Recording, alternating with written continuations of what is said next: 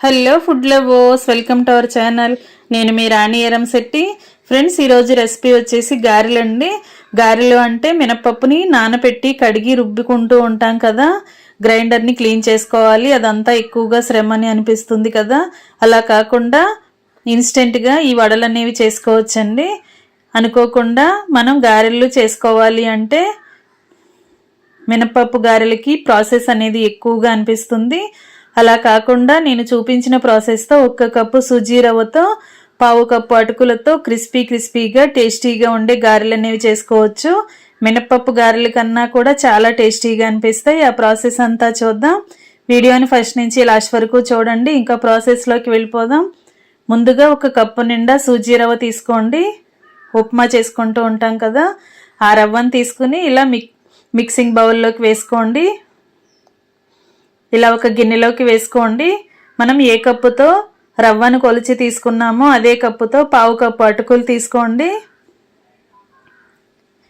అటుకుల్లో dust అనేది ఉంటుంది కదా, దానిని ఒక స్ట్రైనర్తో జల్లించండి. డస్ట్ అంతా కూడా కిందకు వచ్చేస్తుంది. ఇప్పుడు ఒక గిన్నెను పెట్టుకుని దానిలోకి స్ట్రైనర్ని పెట్టుకుని అటుకుల్ని 2-3 గ్లాసుల వాటర్తో బాగా కడగండి. ఇలా కడిగినట్లయితే అటుకుల్లో ఏమైనా డస్ట్ అనేది ఉంటే కిందకు వచ్చేస్తుంది. ఇలా అయినా కడగొచ్చు, లేదంటే గిన్నెలోకి అటుకుల్ని వేసుకుని ములిగేంత వరకు వాటర్ పోసుకుని చేత్తో అయినా సరే మనం అటుకుల్ని బాగా కడిగి తీసుకోవచ్చు. ఇలా కడిగిన అటుకుల్ని సూజీ రవ్వ మిక్సింగ్ బౌల్లోకి వేసేసుకోండి. రవ్వ అటుకులు వేసుకున్నాం కదా, ఇప్పుడు 1/2 కప్పు పెరుగు వేసుకోండి. చిక్కటి పెరుగు, మజ్జిగతో అయినా చేసుకోవచ్చండి. పెరుగు అయితే గారెలకు టేస్ట్ అనేది ఎక్కువగా యాడ్ అవుతుంది. ఇప్పుడు 1 కప్పు వాటర్ పోసుకోండి. వాటర్ని మాత్రం చూసుకుంటూ పోసుకోండి. బ్యాటర్ అనేది లూజ్గా వచ్చిందంటే గారెలు పర్ఫెక్ట్గా రావు, షేప్ అనేది పర్ఫెక్ట్గా రాదు. కొంచెంగా చూసుకుంటూ పోసుకోండి. నేను తీసుకున్న రవ్వ అటుకులు క్వాంటిటీకి 1/2 కప్పు పెరుగు, 1 కప్పు వాటర్ సరిపోయాయండి. మీరు కూడా చూసుకుంటూ కలుపుకోండి. ఈ విధంగా కలిపిన తర్వాత స్పూన్తో అటుకుల్ని సూజీ రవ్వని వాటర్లోకి బాగా ప్రెస్ చేసి కరెక్ట్గా సెట్ చేసుకున్న తర్వాత గిన్నెకు మూత పెట్టి ఒక 10 నుంచి 15 నిమిషాల వరకు పక్కన పెట్టండి. నానుతుంది. తర్వాత నెక్స్ట్ ప్రాసెస్ చూద్దాం. ఈ లోపుగా మనం ఒక బంగాళదుంపని లేదా 2 బంగాళదుంపలను తీసుకుని ఇలా 2 ముక్కలుగా కట్ చేసుకుని గిన్నెలోకి వేసుకోండి. ఒక 1/2 glass water, 1/2 teaspoon salt, పసుపు వేసుకుని ఉడికించండి. ఈ లోపుగా మనం చట్నీ ప్రాసెస్ చూద్దాం. 1 కప్పు కొబ్బరి ముక్కలు తీసుకోండి. నేను కొబ్బరి చట్నీ చేసి చూపించబోతున్నానండి. మీరు పల్లీ చట్నీ కానీ టొమాటో చట్నీ కానీ ఏదైనా చేసుకోవచ్చు. 1 కప్పు కొబ్బరి ముక్కలు తీసుకుని ఘాటుకి సరిపడా పచ్చిమిర్చిని ఆయిల్లో ఫ్రై చేసి తీసుకోండి. అవి 2 కూడా మిక్సీ జార్లోకి వేసుకోండి. 1 టీ స్పూన్ జీలకర్ర, 4-5 వెల్లుల్లి రెబ్బలు కూడా తీసుకుని మిక్సీ జార్లో వేసుకోండి. కడిగి పెట్టుకున్న కొత్తిమీరను కూడా తీసుకుని వేసుకోండి. సాల్ట్ కూడా తగినంత వేసుకోండి.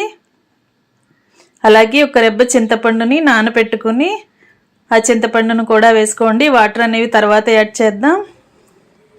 ఫ్రెండ్స్, కొత్తిమీర అనేది నేను పచ్చిగానే వేసాను కదా, మీరు ఆయిల్లో ఫ్రై చేసి అయినా తీసుకోవచ్చు. పచ్చిమిర్చిని ఫ్రై చేసినప్పుడు కూడా కొత్తిమీరను కూడా ఆయిల్లో ఫ్రై చేసుకుని తీసుకోవచ్చు. ముందుగా మనం చట్నీని బరకగా గ్రైండ్ చేసి తర్వాత తగినన్ని వాటర్ పోసుకుని ఇలా కొంచెం లూజ్గా గ్రైండ్ చేయండి. కొబ్బరి చట్నీ అనేది పల్లీ చట్నీ లాగా మరీ జారుగా ఉండకూడదండి. ఇలా కొంచెం గట్టిగానే ఉంటే చట్నీకి టేస్ట్ అనేది బాగుంటుంది. చట్నీ ప్రిపేర్ చేసుకుని గిన్నెలోకి పెట్టుకున్నాం కదా, ఇప్పుడు పోపు కూడా రెడీ చేసుకుని చట్నీలో కలుపుకోండి. కొబ్బరి చట్నీ రెడీ అయిపోయింది కదా, కొత్తిమీర కొబ్బరి చట్నీ. ఇంకా మనం ముందుగా నానబెట్టుకుని ఉంచుకున్న అటుకులు సూజీ రవ్వ మిశ్రమాన్ని చూద్దాం. మనం కలిపినప్పుడు కొంచెం పలుచగా ఉంది, కానీ బ్యాటర్ అనేది ఇప్పుడు గట్టిపడింది కదా. రవ్వ అటుకులు కూడా మనం వేసిన పెరుగుని వాటర్ని బాగా పీల్చుకొని గట్టిగా వచ్చింది. ఇప్పుడు ఉడికించిన బంగాళదుంపని వాటర్ అన్నీ తీసేసి బాగా చల్లారిన తర్వాత పైపీల్ ఓపెన్ చేసుకున్న తర్వాత ఇలా గ్రేటర్తో దుంపల్ని ఈ అటుకులు సుజీ రవ్వ మిశ్రమంలోకి గ్రేట్ చేసుకోండి. ఇలా తురిమి తీసుకోండి. ఇలా తురిమినట్లయితే బంగాళదుంప అనేది పలుకులుగా లేకుండా మొత్తం అంతా కూడా ముద్దలాగా వచ్చి పిండికి బాగా ఈవెన్గా కలుస్తుంది. సన్నగా తరిగిన ఉల్లిపాయ ముక్కలు 1/2 కప్పు వేసుకుని సన్నగా తరిగిన పచ్చిమిర్చి ముక్కలు కూడా 2-3 టేబుల్ స్పూన్లు వేసుకోండి. సన్నగా తరిగిన అల్లం ముక్కలు కూడా వేసుకోండి.